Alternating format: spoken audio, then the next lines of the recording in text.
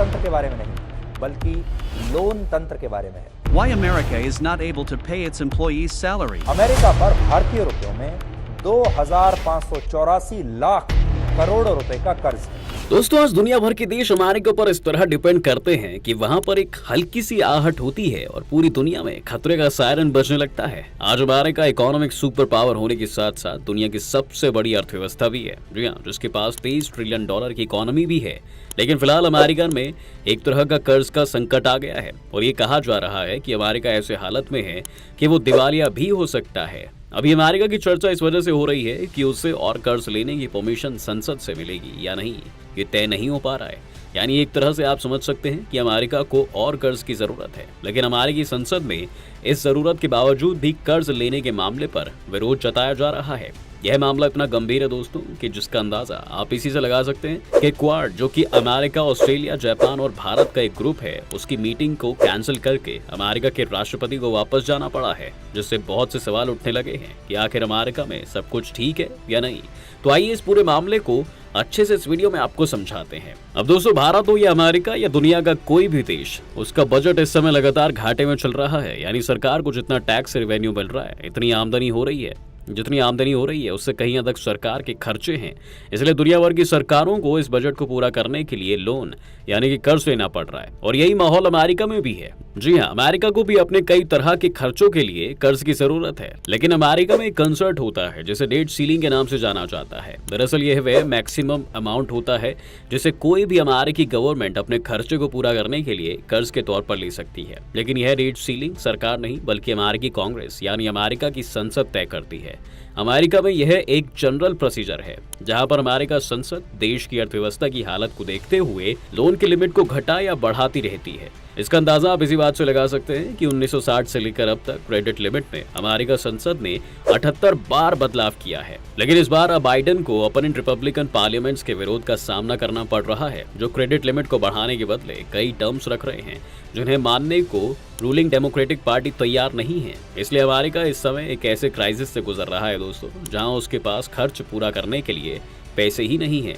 यहाँ समझने वाली बात यह भी है कि डेट सीलिंग फ्यूचर के खर्चों के लिए नहीं है, उसका फैसला बजट में होता है और क्रेडिट लिमिट का रिलेशन वैसे बिलों से होता है जिनकी प्रॉम्प्ट पेमेंट यानी तुरंत पेमेंट होना है। यानी डॉलर सरकार पहले ही खर्च कर चुकी है या करने का वादा कर चुकी है और अब लेनदार उसके सिर पर खड़े हैं, जैसे कि सैलरी ऑफ गवर्नमेंट सर्वेंट्स और पेंशन जैसे पेमेंट। और ऐसा कहा जा रहा है कि अगर कर्ज की लिमिट को नहीं बढ़ाया गया तो अमेरिका इन लोगों की पेमेंट को पूरा नहीं कर पाएगा, इसलिए उसे दिवालिया होना पड़ेगा।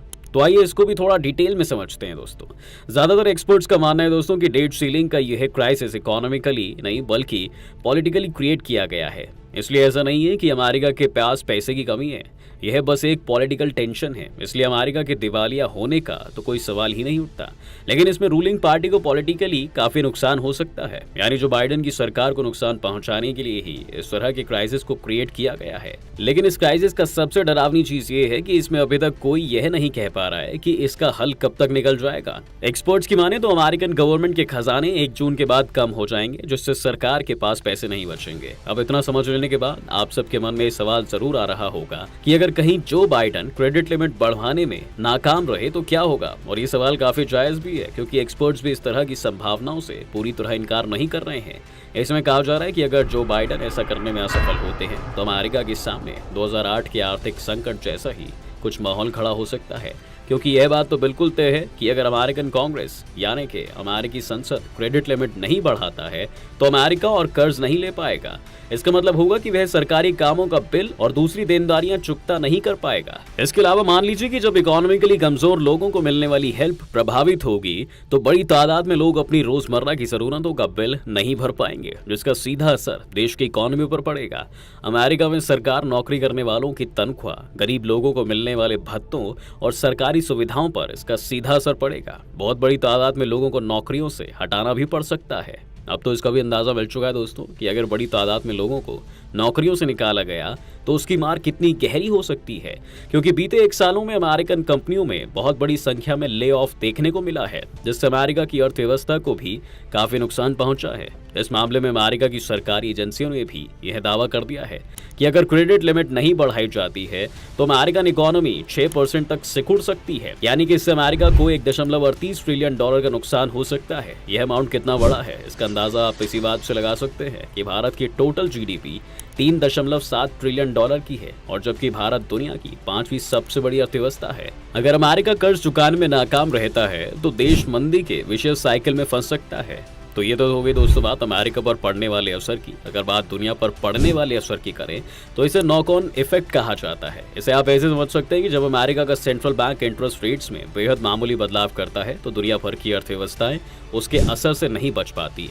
इसलिए अगर 23 ट्रिलियन की अर्थव्यवस्था सिकुड़ती है तो दुनिया के अनेक देशों पर इसकी भारी मार पड़ेगी। भारत जैसे देश भी इससे प्रभावित होंगे, क्योंकि अमेरिका में मांग घटेगी। मांग घटने से एक्सपोर्ट प्रभावित होगा, जिससे दूसरे देशों की अनगिनत कंपनियां प्रभावित होंगी। भारत की सॉफ्टवेयर इंडस्ट्री पहले ही अमेरिका में मांग घटने की वजह से सुस्ती के दौर से गुजर रही है। समझने वाली बात यह है कि दुनिया में अब बहुत बड़े पैमाने पर कारोबार डॉलर में होता है और दुनिया के अनेक देशों के रिजर्व फंड की करेंसी डॉलर ही है।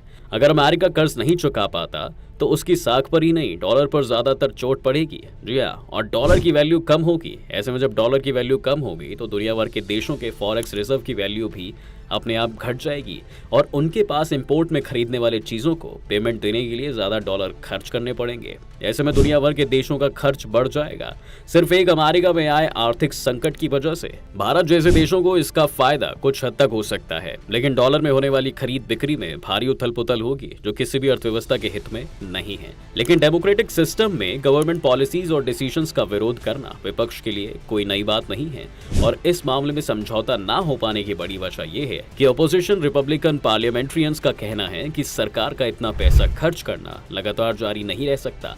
इसके लिए वे जिस शब्द का इस्तेमाल कर रहे हैं वह है अनस्टेनेबल। जी हाँ, अमेरिका में अगले साल राष्ट्रपति चुनाव होने वाले हैं, इसलिए डेमोक्रेट राष्ट्रपति जो बाइडन वेलफेयर कामों में कटौती करके लोकप्रिय नहीं होना चाहते, जबकि अपोजिशन उन्हें बढ़ते सरकारी खर्च के मुद्दे पर घेर रही है। रिपब्लिकन सांसदों की मांग है कि जो बाइडन वादा करें कि वे बजट में कटौती करेंगे। चुनाव से ठीक पहले कटौती के लिए राजी होना राजनीतिक तौर पर डेमोक्रेटिक पार्टी के लिए घातक हो सकता है।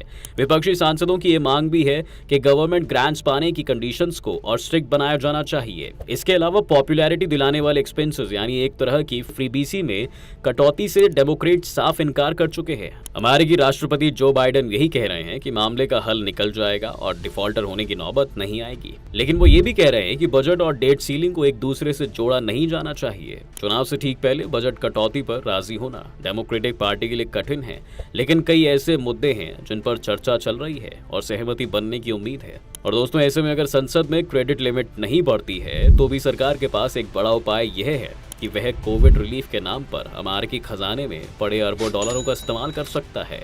बाइडन प्रशासन जाहिर कर चुका है कि वह उस फंड को रिलीज करने को तैयार हो सकता है जो रिपब्लिकन पार्टी की मांग में शामिल है। ऐसा माना जा रहा है कि दोनों ही पार्टी क्रेडिट लिमिट के मामले में अपने अपने पॉलिटिकल इंटरेस्ट को क्लियर कर रहे हैं।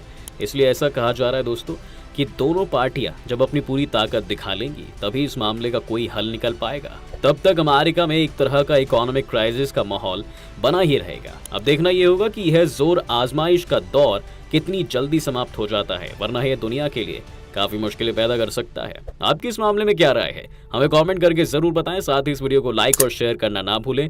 हमारे चैनल को भी सब्सक्राइब जरूर कर लें।